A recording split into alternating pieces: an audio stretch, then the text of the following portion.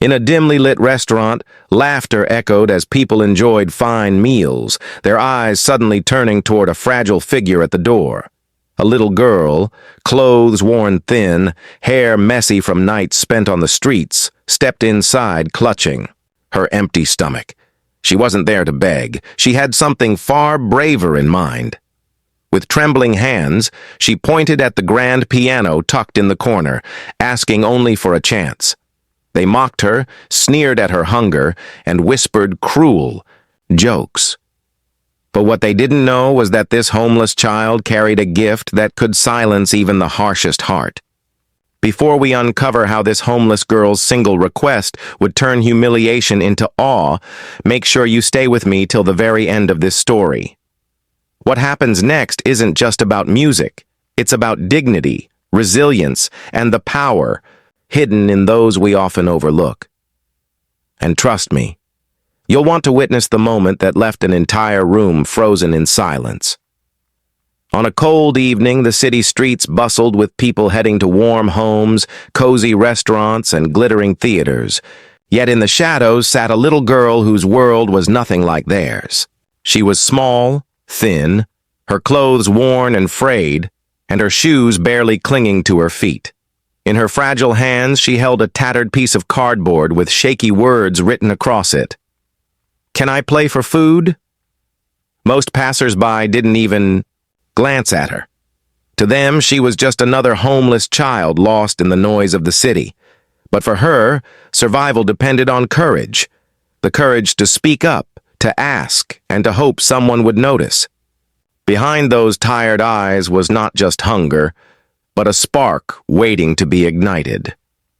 Her life hadn't always been this way. Once she had a mother who hummed lullabies and a small upright piano in the corner of a cramped apartment. Music was her comfort, her language, her escape. But when tragedy struck and her world crumbled, she was left with nothing but memories of melodies that had once made her feel safe.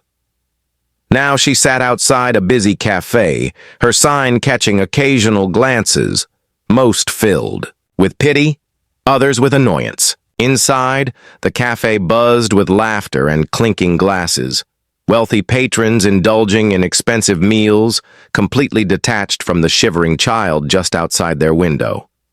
To them, she was invisible. But to her, every face that passed by was a chance to prove that she was more than the dirt on her skin, more than the hunger in her stomach. She was a girl with a gift, though no one believed it yet. All she needed was a single moment, and tonight that moment was closer than anyone could have imagined. As the girl sat hunched against the cafe wall, shivering with cold, the crowd inside grew louder, a mix of wealthy businessmen, elegant women, and young couples basking in comfort.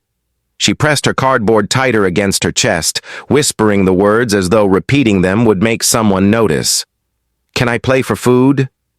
But most people brushed past her, their eyes glued to glowing phone screens, their ears deaf to the plea of a hungry child.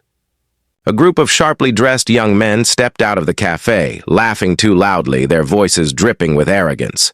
One of them spotted her sign and nudged his friend. They smirked, mocking her desperation. To them, she was a joke, a pitiful piece of entertainment for their amusement. "Play for food?" one of them muttered with a sneer, shaking his head. They waved dismissively, as if her words held no value, and yet they lingered, curiosity mingling with cruelty. Inside the cafe, a glossy black grand piano stood in the corner, polished to perfection, but untouched, serving as nothing more than decoration for the wealthy clientele. The girl's eyes drifted toward it, her heart tightening with longing. It was the closest thing to home she had seen in years, a reminder of nights spent by her mother's side, fingers tracing ivory keys as melodies filled their tiny apartment. But she knew the truth. No one would ever let a homeless child touch such an instrument. The young men, however, decided to turn her sign into a cruel game. They called the manager over, insisting that the girl should be allowed inside to prove her talent. The manager, reluctant and clearly irritated, tried to wave them off, but the group persisted, promising to buy more champagne if he indulged their request. With a sigh, and perhaps hoping to keep their expensive business, he relented. The girl was ushered inside, her fragile frame trembling, not just from cold, but from fear. The wealthy guests turned their heads, curiosity flickering as the sight of a dirty, barefoot child disrupted their evening. Whispers spread like wildfire, judgmental eyes scanning her every movement. Some faces showed disgust, others amusement, but not a single one showed kindness. She was pointed toward the grand piano. The smirks on the young men's faces widened, expecting her to stumble, to make a fool of herself, to confirm their belief that she was nothing but a homeless beggar pretending to be something she was not. The room seemed to lean in, the tension thick, every second stretching into an eternity. The girl's heart pounded in her chest as she slid onto the piano bench. Her hands hovered over the keys, hesitant, trembling. For a moment, silence wrapped the cafe. She could feel every eye on her, waiting to laugh, waiting for her failure. She closed her eyes, remembering her mother's voice, her gentle encouragement. Music is in you. Let them hear it. And then, with a deep breath, she pressed her fingers to the keys. The first note that escaped the piano wasn't shaky or hesitant. It was pure, rich, and hauntingly beautiful. Within seconds, the laughter that had filled the cafe was swallowed by silence. Her small, fragile fingers danced across the keys with a speed and grace that no one expected. Each chord struck carried not just technical brilliance but raw emotion. Pain, longing, and hope poured into every sound. The arrogant young men who had dragged her in sat frozen, their smug grins wiped clean, replaced with stunned disbelief. Patrons who moments earlier had mocked or dismissed her now leaned forward in their seats, unable to look away. The manager, who had reluctantly allowed her inside, stood behind the counter with wide eyes, realizing too late that the child he thought would embarrass herself was creating a performance far beyond the skill of the professionals who had ever touched that piano. Her music swelled, shifting from soft whispers to crashing waves, filling every corner of the cafe. It was as if the walls themselves carried her sorrow, her hunger, her resilience. Some people blinked back tears without even realizing it, their hearts struck by a truth words could never express.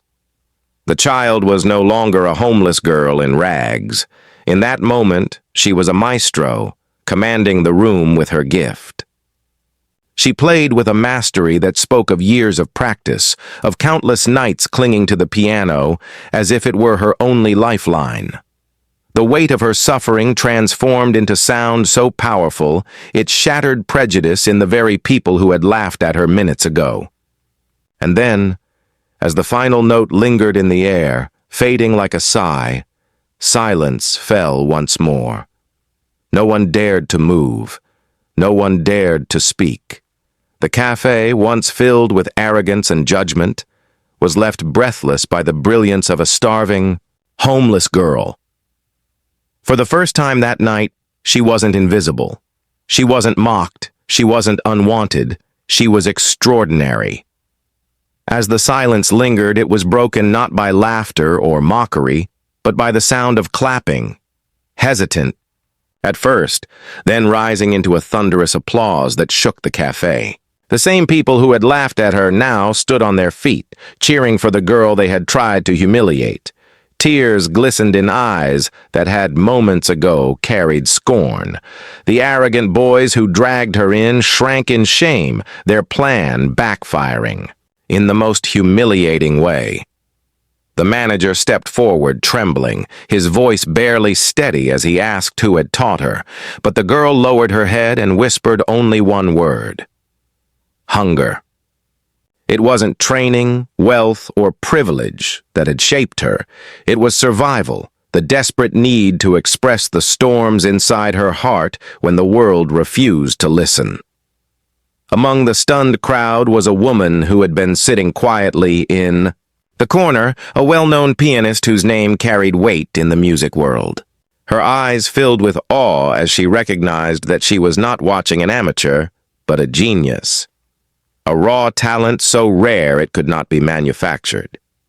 She stood, approached the trembling child, and wrapped her arms around her as the girl's fragile body shook with exhaustion. The woman promised to take her under her wing, to give her food, shelter, and the opportunity to let her gift bloom. The cafe that had once tried to belittle her now became the stage of her discovery. And for the first time in her life, the homeless girl felt seen, felt valued, felt loved. But the lesson that night stretched far beyond her music. Those who had laughed learned the weight of cruelty, and those who had watched learned the danger of judging by appearances. In the end, her performance was not just about music. It was about breaking chains of prejudice with the power of talent, resilience, and truth. So let me ask you, how many gifts are silenced every day because of where someone comes from, how they look, or how little they own? And how many lives could be changed if instead of mocking, we chose to live?